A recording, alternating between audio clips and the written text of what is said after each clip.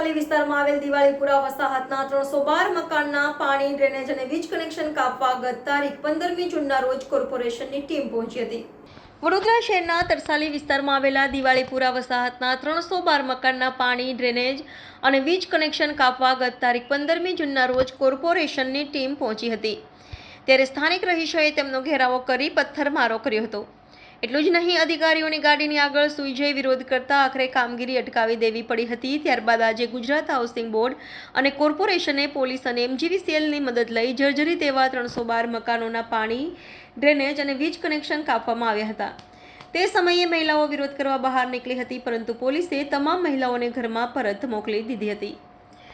તરસાલી તળાવ પાસે Diwalipura slum clearance બોર્ડે 35 થી 40 વર્ષ પહેલા બનાવેલા મકાનોને અવારનવાર કોર્પોરેશન અને ગુજરાત હાઉસિંગ બોર્ડે નોટિસ આપી હતી, છતાં ખાલી કરતા નહીં હોવાથી તારીખ 15મી જૂનના રોજ corporation, Gujarat housing board, police, પાણી અને ડ્રેનેજના કનેક્શન કાપવા સ્થળ પર પહોંચ્યા ત્યારે લોકોને લાગ્યું કે મકાનો તોડવામાં આવ્યા છે, જેથી વિરોધ કર્યો હતો. સતત 2 કલાકના ઘર્ષણ બાદ કેટલાક ઉશ્કેરાયેલા રહીશો આજે સ્થાયી સમિતિના ચેરમેન ડોક્ટર શીતલ મિસ્ત્રીને મળવા આવ્યા હતા અને રહીશો દ્વારા રજૂઆત કરવામાં આવી હતી. ત્યારબાદ ડોક્ટર શીતલ મિસ્ત્રી મીડિયા સમક્ષ જાણકારી આપી હતી કે વડોદરા શહેરના તરસાલી દિવાળીપુરાના 312 મકાનમાં 35 થી 40 વર્ષ પહેલા ગુજરાત સ્લમ ક્લિયરન્સ બોર્ડ દ્વારા 1984માં બનાવવામાં આવ્યા હતા. તેઓના મકાનો જર્જરિત થઈ ગયા હોવાથી અવારનવાર મકાનો ખાલી કરવા નોટિસ આપવામાં આવી હતી. તેમ છતાં સ્થાનિકો તે મકાનો ખાલી કરવામાં આવતા ન હતા. આવાસ જર્જરિત છે, રિપેરિંગ કરવા છતાંય મકાનની સ્થિરતા ન રહી શકી તેવી હાલતમાં છે, એવું ગુજરાત હાઉસિંગ બોર્ડના અધિકારીઓનું કહેવું છે. મકાન ખૂબ જર્જરિત હોવાના કારણે કોર્પોરેશન દ્વારા કામગીરી કરવામાં આવી રહી છે. રહીશોની વેદનાને ધ્યાનમાં રાખી ફરી ગુજરાત હાઉસિંગ બોર્ડના અધિકારીઓ, સ્થાનિક કાઉન્સિલરો, કોર્પોરેશન અધિકારી સાથે ફરી એકવાર મીટિંગ કરીને આગળનો નિર્ણય લેવામાં આવશે. Reporter Rahul Rajput, van news, Vadodara. હું આજે ખંડેરાવ માર્કેટમાં આવ્યો છું ચેરમેન શ્રીને મળવા માટે. એમને જોડે અમે લોકો રજૂઆત કરવા આવ્યા છે કે અમારા ત્યાં હાલમાં તરસાલી સ્લમ ક્વાર્ટર્સના મકાનનું વીજ કનેક્શન, પાણી કનેક્શન કટ કરવામાં આવ્યું છે. એમને રજૂઆત કરવામાં આવ્યા. અત્યારે ચેરમેન શ્રીનું કહેવું એવું છે કે અમે લોકોએ ગુજરાત હાઉસિંગ બોર્ડના કહેવા પ્રમાણે કરેલું છે. અમારી ફરજમાં આવે છે કે અમને ગુજરાત હાઉસિંગ બોર્ડે કીધેલું છે, એટલે અમે લોકો આ કટ કરવા માટે આવ્યા છે. એમણે ગુજરાત હાઉસિંગ બોર્ડના માથે નાખેલું છે. અમને સંતોષકારક જવાબ આપવામાં નથી આવ્યો. અમે લોકોએ રિનોવેશનનું કામ ચાલુ કરેલું છે, એ લોકોએ જોયું નથી, સર્વે કરાયું નથી. અને સર્વેની વાત આવે છે તો કહે છે ગુજરાત હાઉસિંગ બોર્ડ કેમ સર્વે કરશે? તમારા પોતાના મકાન છે, તમારે પોતે રજૂઆત કરવાની રહેશે. એક મકાનના સર્વેના 5000 રૂપિયા કોર્પોરેશન નહીં ભોગવે, એ ગુજરાત હાઉસિંગ બોર્ડના માથે છે. અને ગુજરાત હાઉસિંગ બોર્ડ એ સર્વે કરાયા વગર જ અમારા મકાનને સીલ મારી રહ્યા છે. કેટલા મકાનો સીલ મારશે? મિનિમમ 300થી ઉપર છે. સીલ નથી માર્યા, સીલ મારવાની પ્રોસેસમાં છે. એ લોકો પાણીનું કનેક્શન, ડ્રેનેજ લાઇનનું કનેક્શન કટ કરવામાં આવ્યું છે. તમામ મકાનો કટ કરી નાખ્યા? હા, પાણીના અને ડ્રેનેજ લાઇન અને વીજના કનેક્શનો કટ કરીને એ લોકો એમને છોડીને ગયા છે. ત્યાં શું માંગણી છે તમારી? અમારી માંગણી એક જ છે કે અમને મકાનના બદલે કાં તો મકાન આપી દો, કાં તો અમારા જે મકાન છે એમ એ લોકો રિનોવેશનનું કામ ચાલુ જ કરેલું છે. એ લોકો આવો, સર્વે કરો, ચેક કરો અને જે મકાન તમને લાગે વાંધાજનક છે એને જ સીલ કરો, પ્રોપર એને જ સીલ કરો, બીજા મકાનને સીલ ના કરશો. અને અમે લોકો જે મકાનમાં રહી રહ્યા છે એને જર્જરિત હાલતમાં હોય કે ગમે તે હાલતમાં હોય, અમે લોકો એને રિપેર કરીને રહી રહ્યા છે. અગર જો તૂટશે કે કંઈ બી થશે એની સંપૂર્ણ જવાબદારી અમારી રહેશે. કહેશો તો અમે લોકો સ્ટેમ્પ પેપર પર બી લખીને આપવા તૈયાર છે. આ અંગે તમે ધારાસભ્ય યોગેશ પટેલને રજૂઆત કરી, યોગેશ કાકાએ કીધેલું રિપેર કરીને તમે રહી શકો છો. આ વાત થઈ ચૂકી છે, બટ ખબર નહીં, એની હાવ આજે કોઈ અમારી સાથે છે નહીં. અમે લોકો એકલા જ આવ્યા છે રજૂઆત કરવા માટે. શું નામ તમારું? અમર. કનેક્શન કાપ્યા છે તેને લઈને પણ રજૂઆત કરવા આવ્યા છે, શું કાર્યવાહી કરી?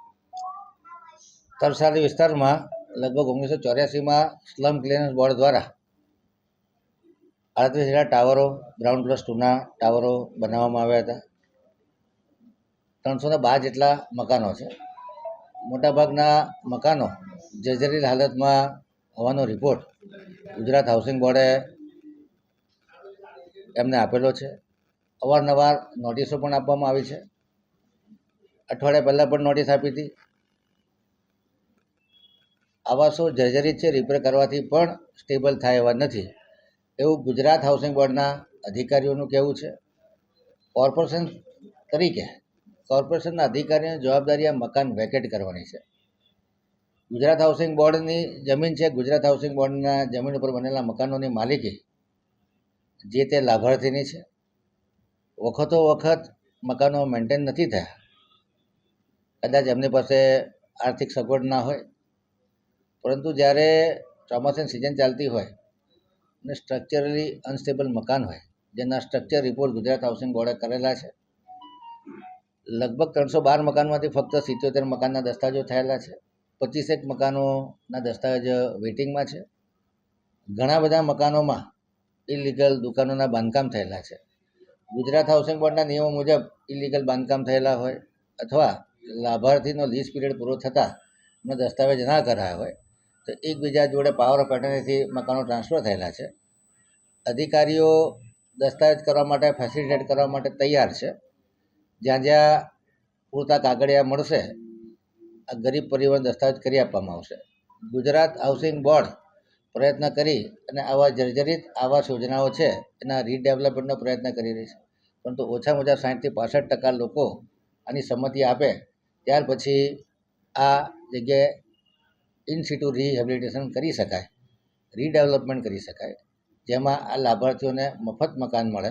અને અત્યારે મકાન છે એના કરતાં મોટા મકાનો આપવાનું આયોજન છે, પરંતુ સંમતિ નહીં હોવાના લીધે ઘણી બધી જગ્યાએ રીડેવલપમેન્ટમાં જે બિલ્ડરો ટેન્ડર ભરતા હોય છે એમાં અવારનવાર રીટેન્ડર થયા કરતા હોય છે.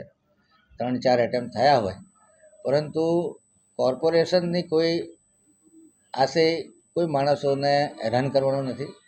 નાગરિકોની સુરક્ષા અને સલામતી જ્યારે મકાન ખૂબ જર્જરિત હોય અને નાગરિકો પોતે પોતાની જવાબદારી ન સમજતા હોય એવા સમયે કોર્પોરેશન પોતાનો રોલ અદા કરતી હોય છે. અને એ પણ ગુજરાત હાઉસિંગ બોર્ડના અધિકારી, કોર્પોરેશનના અધિકારીઓ સંયુક્ત મિટિંગ કરી અને સંયુક્ત વિઝિટ કરી અને જે નિર્ણય લીધો છે, પરંતુ નાગરિકો મળવા આવ્યા હતા એમની પણ વેદના સમજી શકાય એવી છે કે તાત્કાલિક મકાનના પાણી ગટરના કનેક્શન કાપી નાખવામાં આવે તો અમે લોકો ક્યાં જઈએ.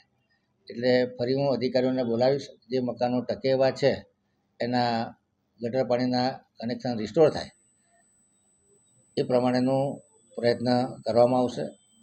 અત્યારે અધિકારીઓ કયા સંજોગોમાં આ 312 મકાનોના ગટર પાણીના કનેક્શન કાપ્યા છે એ પણ તપાસ કરીશું. બનશે તો જાતે પણ વિઝિટ કરીશ. અને નાગરિકો પોતે કે હું પોતે સિવિલ એન્જિનિયર નથી, એટલે જે ટેકનિકલ રિપોર્ટ આવતા હોય કે સ્ટ્રક્ચર સ્ટેબલ છે કે નહીં એને આધાર માનવો પડે અને એ આધારના પુરાવાના આધારે જ કોઈ પણ એક્શન લઈ શકાય.